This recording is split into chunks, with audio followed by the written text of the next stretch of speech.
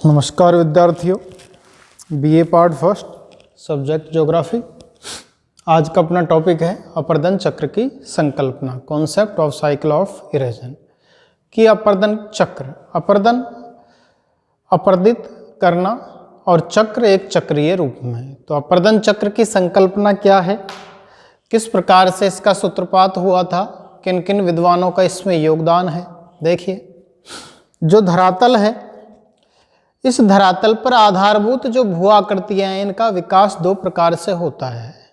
ठीक है, एक होती है आपकी आंतरिक शक्तियां, जो कि धरातल पे विषमता उत्पन्न करने का काम करती हैं, जैसे विवर्तनिकी क्रिया है, भूकंप है, ज्वालामुखी क्रिया है। ये क्या करती हैं, लगातार धरातल पे असमानता को जन्म देती हैं। तो एक तो होती है आंतरिक बल या आंतरिक प्रक्रिया जिनको कहते हैं, और दूसरे होते हैं बाह्य बल या बाह्य प्रक्रिया, जैसे कि आपका बहता हुआ जल है, हिमानी है, पवन है, ठीक है, भूमिगत जल है। तो ये क्या करती है, आंतरिक बलों के द्वारा उत्पन्न की गई विषमताओं को समतल करने का कार्य है वो करते हैं, और ये धरातल को लगातार काटते छाटते रहते हैं। तो इस प्रकार जो धरातल है वो एक नई स्थलाकृतियों का निर्माण होता है, विषमताओं का अंत हो जाता है। तो इस प्रकार से जो आंतरिक और बाह्य शक्तियां हैं, उन आंतरिक और बाह्य शक्तियों के कारण धरातल अपनी प्रारंभिक अवस्था से अपनी अंतिम अवस्था तक पहुंचता है, और ये प्रक्रिया एक चक्रीय रूप में संपन्न होती है, जिसको अपर्दन चक्र के नाम से जाना जाता है। ठीक है, इसको चक्र शब्द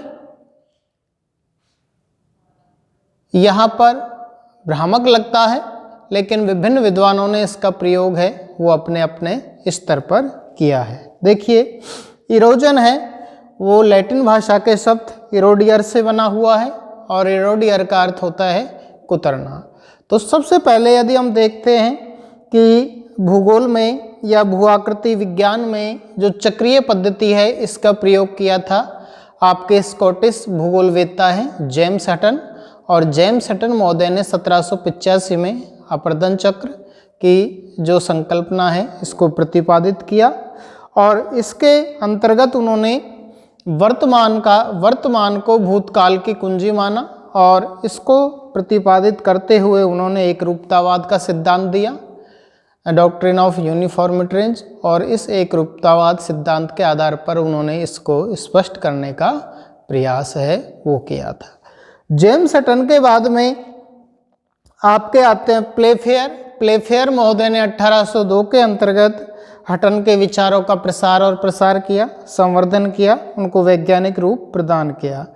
अपर्दन चक्र की जो आधारशिला है इसको प्रदान करने का कार्य किया था अमेरिका के जो भूगोलविद हैं उन्होंने, और उन्होंने अमेरिकी थल सेना के जो अध्यक्ष थे, थल सेना के मेजर पावेल ने भी इसमें अपना योगदान दिया आधारशिला के निर्माण में। उसके बाद गिलबर्ट महोदय ने, किंतु जो अपर्दन चक्र है इसकी संकल्पना की विस्तृत व्याख्या करने का जो श्रेय है वो अमेरिका के विद्वान है डेविस महोदय को जाता है, WM डेविस 1899 में। डेविस महोदय ने उन्होंने कहा था कि कोई जो भूदृश्य है वो संरचना, प्रक्रम और अवस्थाओं का परिणाम होता है, कि किस प्रकार से उस भूदृश्य की संरचना का निर्माण होता है, फिर उस पर किस प्रकार के प्रक्रम कार्य करते हैं, और वो किन किन अवस्थाओं से होकर गुजरता है। तो इसके आधार पर उन्होंने किसी भी भूदृश्य को संरचना, प्रक्रम और अवस्थाओं के अंतर्गत बांटा।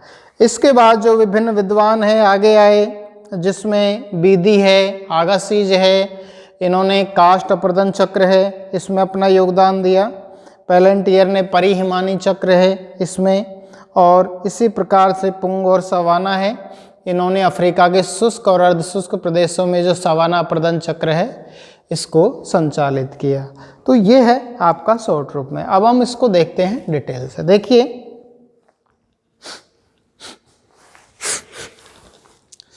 धरातल पर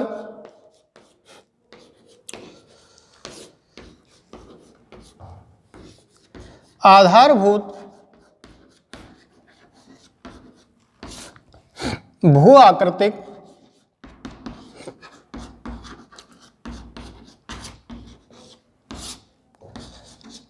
प्रक्रमों का निर्माण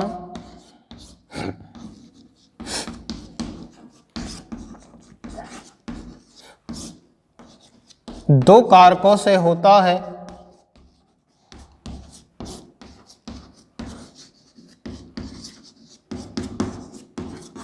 ठीक है, कि धरातल पे जो आधारभूत भू आकृतिक प्रक्रम है, लक्षण है, इनका निर्माण दो आधारभूत कारक हैं उनसे होता है, जिसमें एक तो है आपकी आंतरिक शक्तियाँ, वो आधारभूत कारक हैं।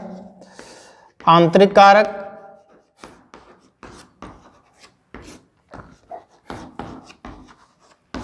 या शक्तियाँ, और दूसरा है आपका बाह्य कारक।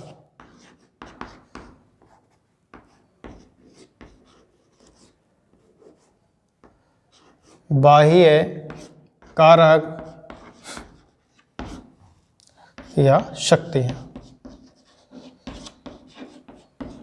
आपकी आंतरिक कारक या शक्तियों के अंतर्गत आते हैं, जैसे विवर्तनिकी क्रियाएं,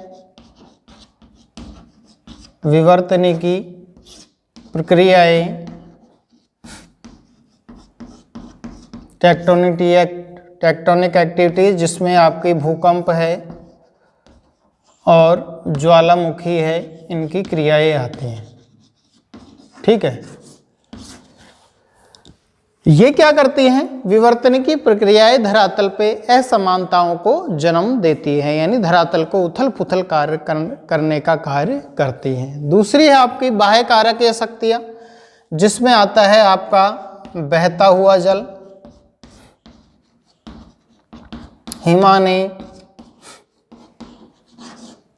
पवन, महासागरीय लहर,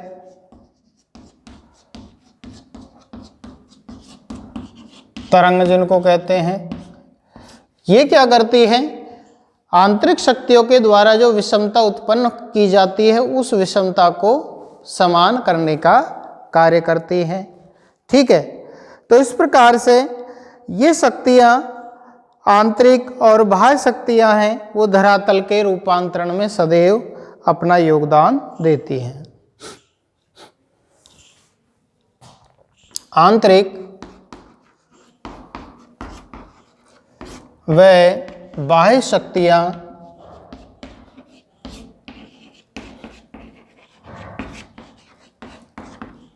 धरातल के रूपांतरण में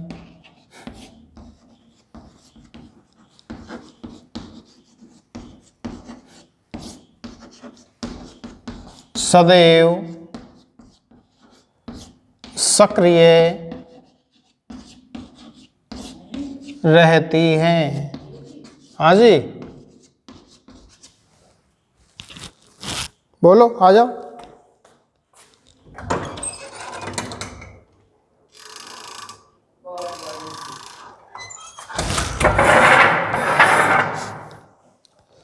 तो इस प्रकार से आंतरिक और बाह्य शक्तियां हैं, वो धरातल के रूपांतरण में हमेशा क्रियाशील रहती हैं, जिससे धरातल है वो गतिशील होता है। ठीक है, प्रत्येक स्थलखंड अपने आरंभिक लक्षणों से बदलकर अंतिम रूप को प्राप्त करता है। प्रत्येक स्थलखंड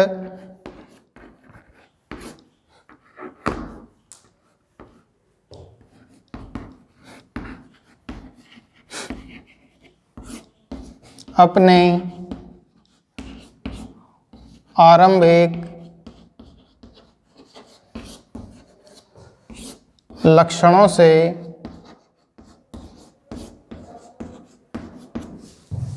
प्रत्येक स्थलखंड अपने आरंभिक लक्षणों से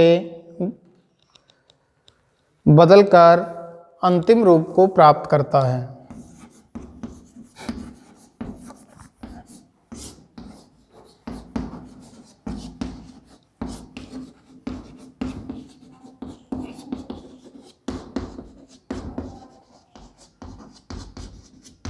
ठीक है, कोई भी जो स्थलखंड होता है, अपना आरंभिक स्थल लक्षण कैसा था, स्थल रूप किस प्रकार का था, और वो इन प्रक्रमों से अंतिम रूप में किस प्रकार से पहुंचा। ठीक है, तो इसको भूगोलवेत्ताओं ने अपर्दन चक्र का नाम दिया है, जिसे भूगोलवेत्ताओं ने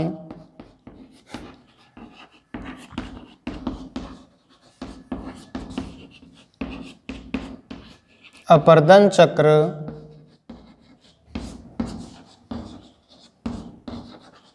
का नाम दिया। ठीक है, तो ये तो हो गया अपर्दन चक्र की बाह्य शक्तियां कि धरातल की जो आधारभूत भूआकृतिक प्रक्रम है, इनके निर्माण में दो कारकों का योगदान होता है, एक आंतरिक कारक, दूसरा बाह्य कारक। आंतरिक कारक है वो धरातल पे विषमता उत्पन्न करते हैं, बाह्य कारक उस विषमता को दोबारा से समानता में परिवर्तित करते हैं। तो इस प्रकार से आंतरिक और बाह्य शक्तियों के कारण धरातल में रूपांतरण है वो सदैव होता रहता है, और जो प्रत्येक स्थलखंड है वो अपने प्रारंभिक लक्षणों से बदलकर अंतिम अवस्था या अंतिम रूप को प्राप्त करता है, जिसको विद्वानों ने अपर्दन चक्र का नाम दिया है। देखिए, इरोजन, अपर्दन जो शब्द है आपका,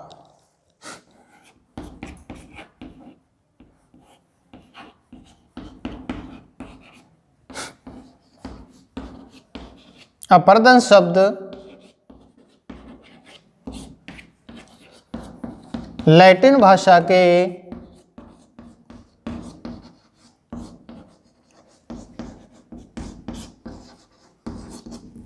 किस शब्द से बना हुआ है? इरोडियर, ERODORE।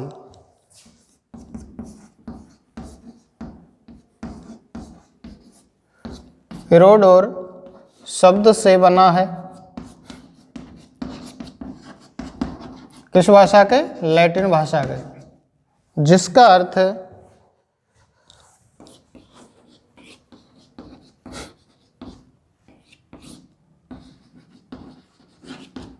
कुतरना होता है।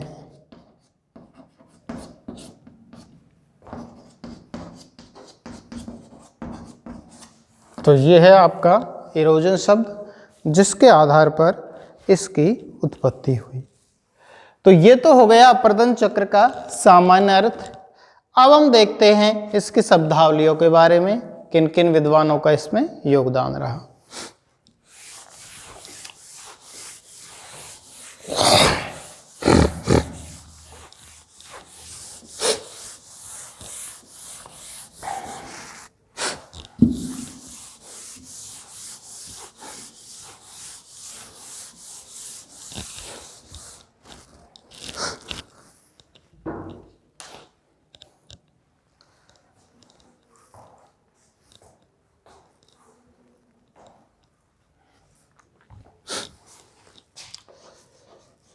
भू आकृति विज्ञान में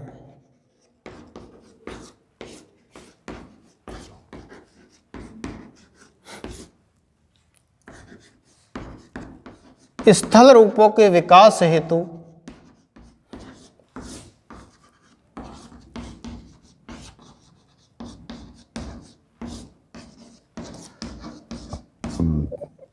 चक्रीय पद्धति का प्रयोग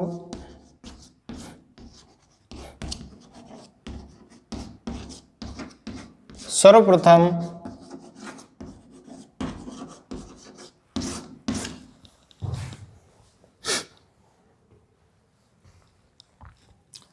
स्कॉटिश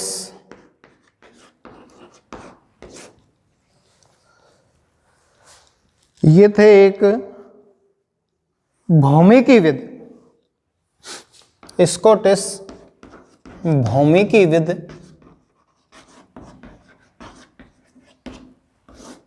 जेम्स हटन ने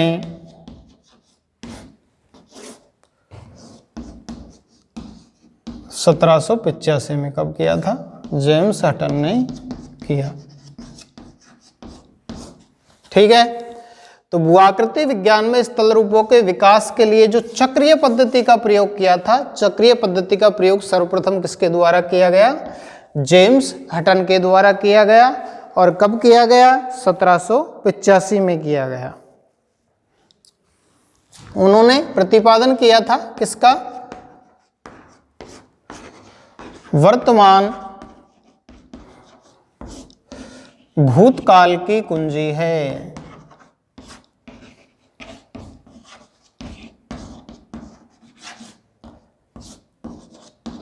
उन्होंने एक संकल्पना दी।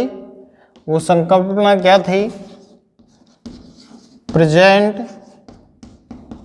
Is the key, present is the key to the past.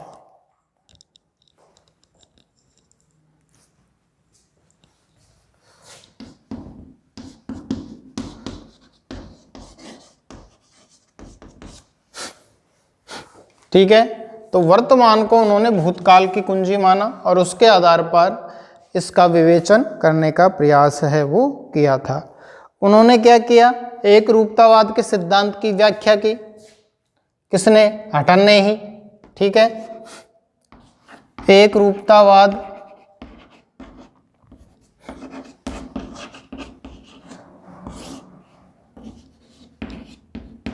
के सिद्धांत की व्याख्या की जेम्स हटन ने। डॉक्ट्रिन ऑफ यूनिफॉर्मिटेरिज्म,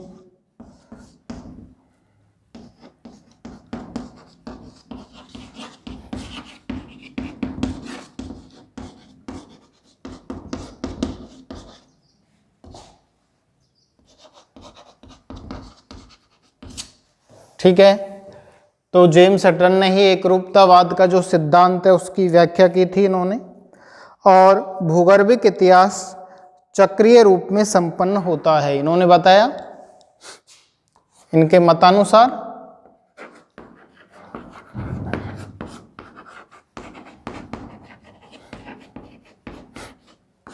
किनके? जेम्स हटन के मतानुसार कि भूगर्भिक जो इतिहास होता है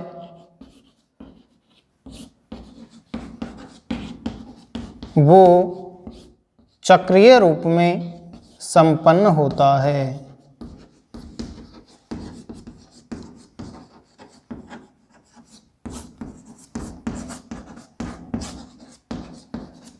ठीक है, भूगर्भिक इतिहास को उन्होंने चक्रीय रूप से संपन्न होता हुआ माना। और जो प्रक्रम सक्रिय है वे अतीत काल में भी रहे होंगे, और जो प्रक्रम आज सक्रिय है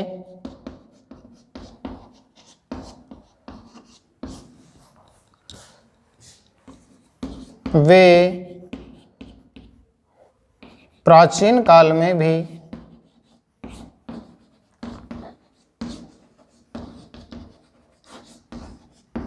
रहे होंगे। तो इसके आधार पर उन्होंने स्थल रूपों के विकास की जो चक्रीय पद्धति है उनका प्रयोग किया था। इसके बाद आते हैं आपके प्लेफेयर, फ्लेफेयर।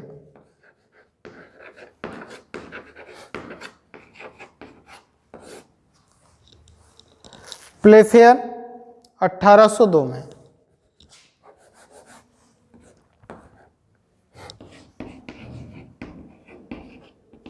ठीक है, जेम्स हटन हो गए। जेम्स हटन के बाद प्लेफेयर। प्लेफेयर ने क्या किया? हटन के विचारों का प्रसार और संवर्धन किया। हटन के विचारों का प्रचार किया व संवर्धन किया, उनको बल प्रदान किया। किसने? प्लेफेयर ने। इसके बाद आते हैं अपर्दन चक्र की जो आधारशिला है उसके निर्माण में अमेरिकी थल सेजा के मेजर पावेल, अमेरिकी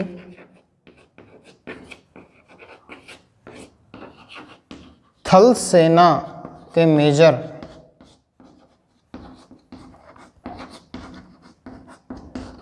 जिनका नाम है पावेल। ठीक है, पावेल ने क्या किया, 1834 से 1902 में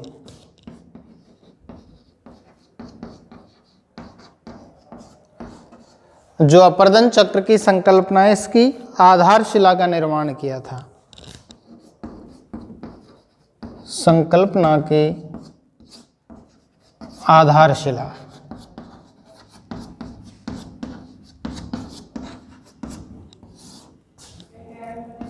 में योगदान दिया था। ठीक है, तो ये तो पावेल ने किया था 1834 से 1902 में। इसके बाद आते हैं भू आकृतिवेत्ता गिलबर्ट, प्रथम अमेरिकी भू आकृतिक वेत्ता, प्रथम अमेरिकी भू आकृति वेत्ता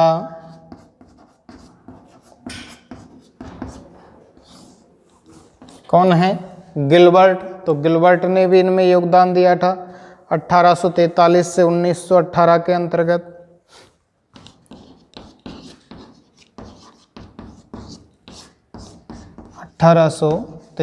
से 1918 में इसमें क्या किया, योगदान दिया। तो ये विभिन्न विद्वान हैं जिन्होंने अपर्दन चक्र की संकल्पना में अपना जो योगदान है वो दिया था।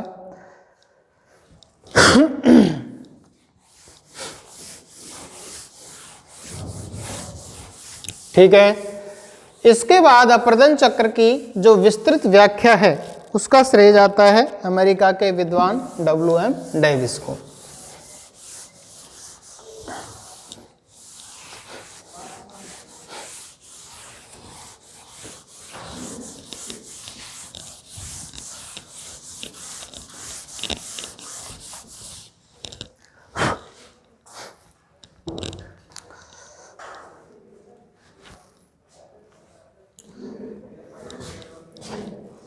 अपर्दन चक्र की विस्तृत व्याख्या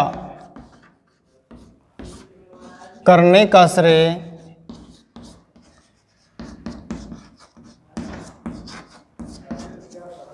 अमेरिका के जो विद्वान हैं W.M. डेविस, उनको जाता है 1899 में W.M. डेविस को।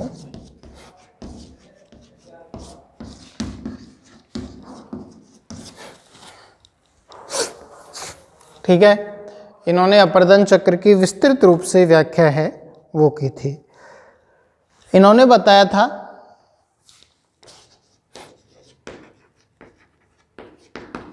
इनके अनुसार, डेविस के अनुसार, ठीक है, कोई भूदृश्य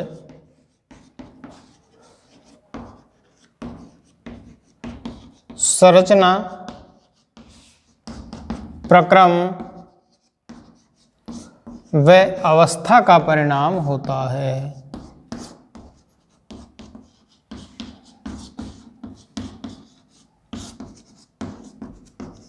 ठीक है, तो डेविस ने बताया था कि कोई भी भूदृश्य होता है वो संरचना, प्रक्रम और अवस्था का प्रतिफल होता है। इन्होंने भौगोलिक चक्र की संकल्पना का प्रतिपादन किया था।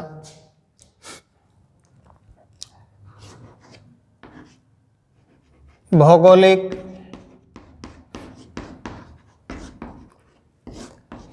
चक्र की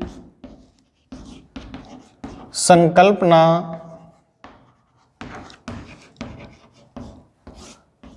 का प्रतिपादन किसने किया, W.M. डेविस। ठीक है, भौगोलिक चक्र की संकल्पना का प्रतिपादन कर दिया W.M. डेविस ने, ज्योग्राफिकल साइकिल। इसके आलोचक हुए हैं वाल्टर पैंक, जर्मनी के। उन्होंने भूआकृतिक तंत्र अपर्दन चक्र प्रस्तुत किया। इनके आलोचक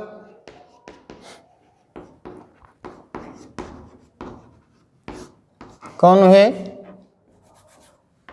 जर्मन विद्वान वाल्टर पैंक और वाल्टर पैंक ने, इन्होंने तो भौगोलिक चक्र की संकल्पना का प्रतिपादन किया था। वाल्टर पैंक ने क्या किया? भवाकृतिक तंत्र अपर्दन चक्र है वो प्रस्तुत किया था। भवाकृतिक तंत्र अपर्दन चक्र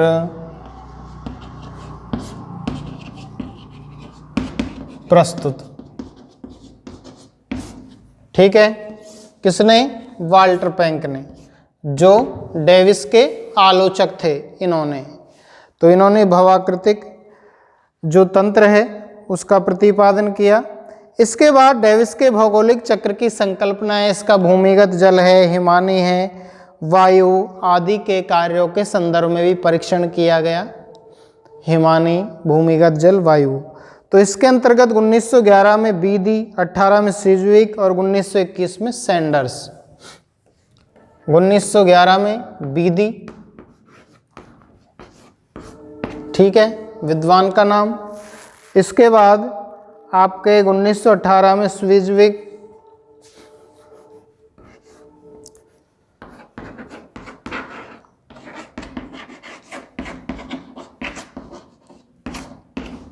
(1918 में स्विज्विक और 1921 में सैंडर्स ने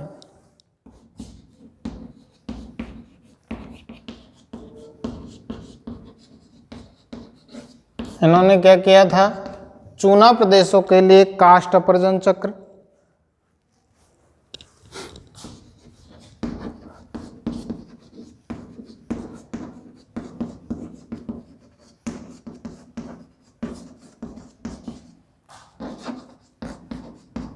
कास्ट स्थलीय अपर्दन चक्र,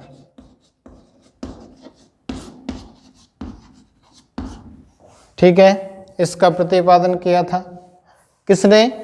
बीदी, स्विज्विक और सैंडर्स ने।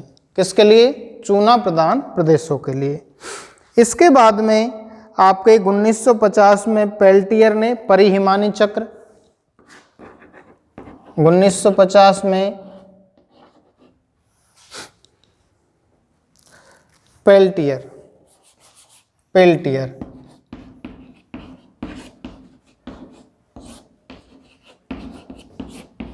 परिहिमानी चक्र,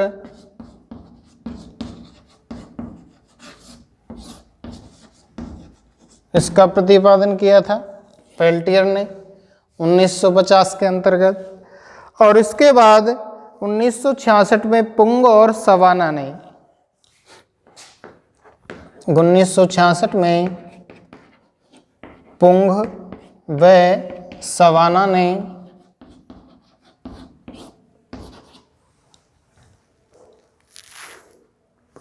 पुंग और टॉमस है, टॉमस, अफ्रीका के शुष्क और अर्धशुष्क प्रदेशों के लिए, अफ्रीका के शुष्क व अर्धशुष्क प्रदेशों के लिए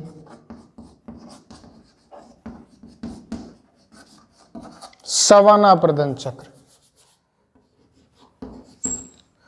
तो 1966 में पुंग और टॉमस ने अफ्रीका के शुष्क और अर्धशुष्क प्रदेशों के लिए सवाना, ठीक है, सवाना अपर्दन चक्र।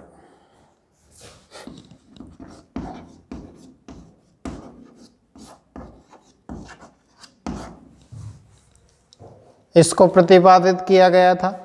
यानी कि जो हिम है, जल है, वायु है, इनके क्षेत्रों में भी अपर्दन चक्र का प्रतिपादन है वो इन विद्वानों ने किया, जैसे कि डेविस ने किया था, ठीक है। इसके बाद में ये सारे डेविस के भौगोलिक चक्र के विकल्प हैं, ये क्या है, सारे के सारे जो डेविस है, डेविस के भौगोलिक चक्र के विकल्प हैं।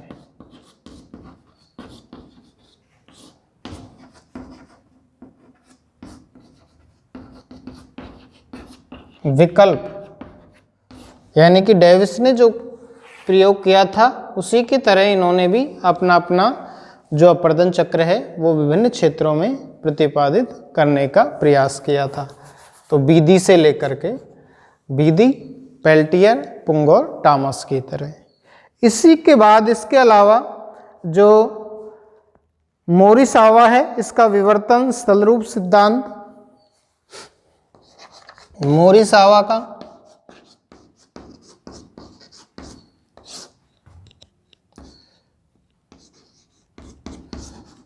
विवर्तन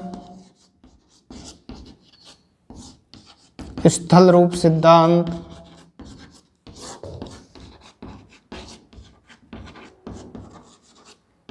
ये मोरिसावा ने प्रतिपादित किया था। और आपका सूम है, उसका खंडकालिक अपर्दन सिद्धांत प्रस्तुत किया गया। सूम ने खंडकालिक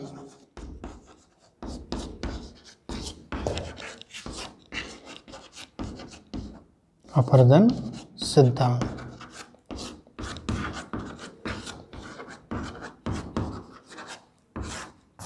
प्रस्तुत किया।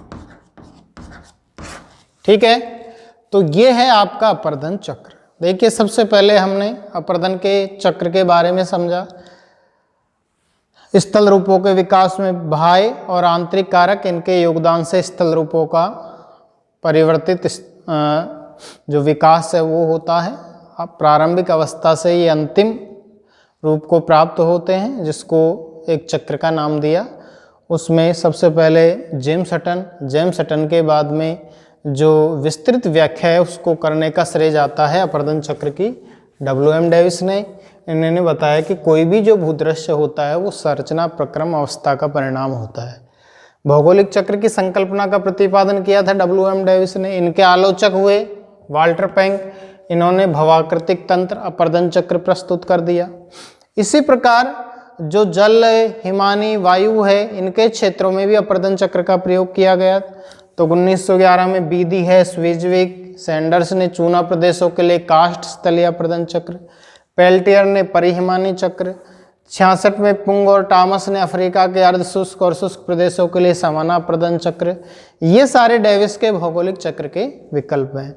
इसके अलावा मोरिसावा का विवर्तन स्थल रूप सिद्धांत और सूम का खंडकालिक अपर्दन सिद्धांत है वो प्रस्तुत किया गया।